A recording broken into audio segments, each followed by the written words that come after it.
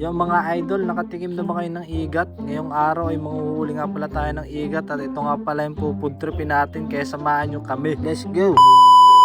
Yon mga idol, paalis na nga pala tayo at kasama natin to si Master Yuan. At syempre dito na rin kami dumaan sa paborito namin, tulay. At kung mapapansin nyo mga idol, ito nga pala yung mga bahayan sa amin para kayong nasa Thailand. At syempre ito na naman gamit nating napakagandang bangka nila Master Yuan, kaso nga lang ay butas. At nakarating na nga tayo dito mga idol sa paghuhulihan natin ng mga palo at biya. Ito nga pala mga palo at biya ang gagamitin natin para makahuli tayo ng igat. Ito nga pala ipapamain natin. Pero kadalasan pinapain talaga dito mga idol yung mga isdang bagaong, yung mga mapuputing isda baga, para mabilis makita ng mga igat. Kaso nga lang wala tayong nahuling ganun kaya pinagtyagaan na natin itong mga palo. Ito na nga mga idol, naghuhulog na nga tayo dito gamit itong ating hayhay.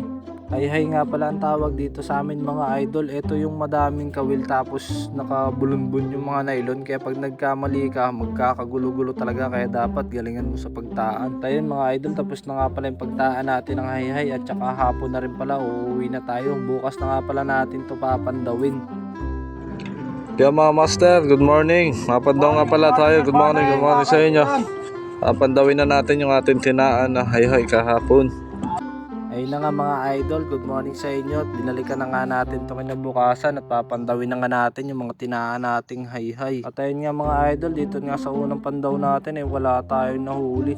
Pero dito sa padalawang pandaw natin mga idol mayroon tayong nahuli ditong igat. Hindi ganun kalaki pero all goods na rin. Ay, igat na! Ay, igat ayo! Ay, igat ito! Ayan oy!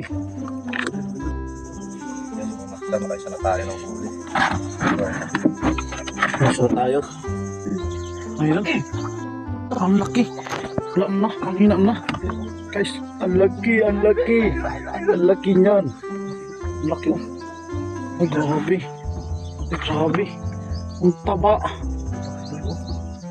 Buhay pa. Buhay pa ang kaunti. Guys, mapapansin nyo. Dalawa na yan, guys. Ang laki nitong isa na ito. Kaya yun nga mga idol, nakahuli nga tayo dito, 2 pirasong igat. Yung isa hindi ganun kalaki pero pwede na rin. Food trip na rin to mga idol, kaya samahan nyo kami. Makalipas nga lang ng ilang oras mga master, umuwi muna kami para magpalit ng aming mga damit. At eto nga, kung makikita nyo si Master Yuan ay pinagulong-gulong niya sa buhangin itong igat para daw matanggal yung lansa at saka yung laway-laway nyo ba sa balat. Kaya pagkatapos nun ay hiniwa-hiwa na nga ni Master Yuan itong igat. Kung makikita ninyo ang daming hiwa, kasi alam nyo kung bakit mga master, kasi sobrang tinik din ito mga master.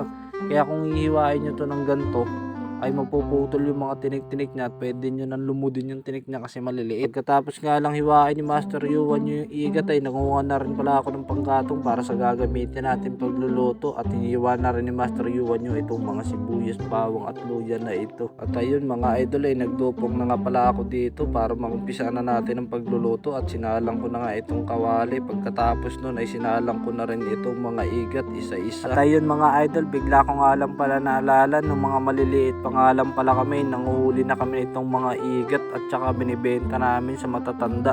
Kasi kadalasan mga idol, yung mga matatanda ay ginagawa nila tong pulutan. Inaadobo nila nito tapos nilalagyan nila ng sili, yung maalang ng maalang. Ay nung pagkasarap naman ng pulutan nga yan. At ayan, kung mapapansin nyo mga idol, yung nilagay kong tubig at asin nga pala kaganina ay hinalbusan lang natin yung igat. Pagkatapos nun ay nagisa na nga tayo nitong sibuyas, bawang at saka luya. Tapos sinunod na rin nga natin itong igat. Ayun mga idol, pagkatapos nga lang natin lagay itong mga igat ay halo-haluin lang natin para yung lasa niya ay dumikit dito sa mga igat. Pagkatapos nun ay susunod na natin itong gata. At ayun mga idol, nilagay lang natin itong pampalasa, paminta, itong magic sarap para sumarap. Tapos itong dilaw para dumilaw. At tinalo-halo-laan natin. Maya ay okay na ito. Lagyan natin ng kaunting suka, halo-haluin lang natin hanggang siya ay mahalo. Tapos nun ay all goods na ito. Tikman natin kung anong lasa na ito. Pag masama edi tapon, pag hindi okay daw iyo. Ay siya, dahil okay ay kumain na tayo. Ano pang hinahintay natin? Kain na. At ayun mga idol, luto na nga itong ating special ginataang igat with yellow toppings. Ayun na, kain na tayo mga idol. Pray lang tayo. Pagkatapos nun ay tsumibog na tayo. Samahan nyo kami. Ano ba? Jangan Bad. Maligat-ligat. Igat ang igat.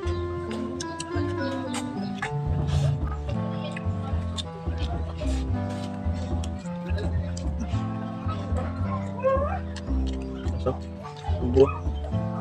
At ayun mga idol, hanggang dito na lang tayo. Maraming salamat sa laging nakatutok sa mga video namin at sa patuloy na sumusuporta sa amin. Paki-like naman ang aming page at follow na din.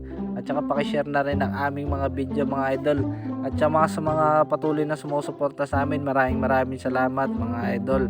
Shoutout nga namin pala yung ibang nagpapa-shoutout mga idol sa next video namin.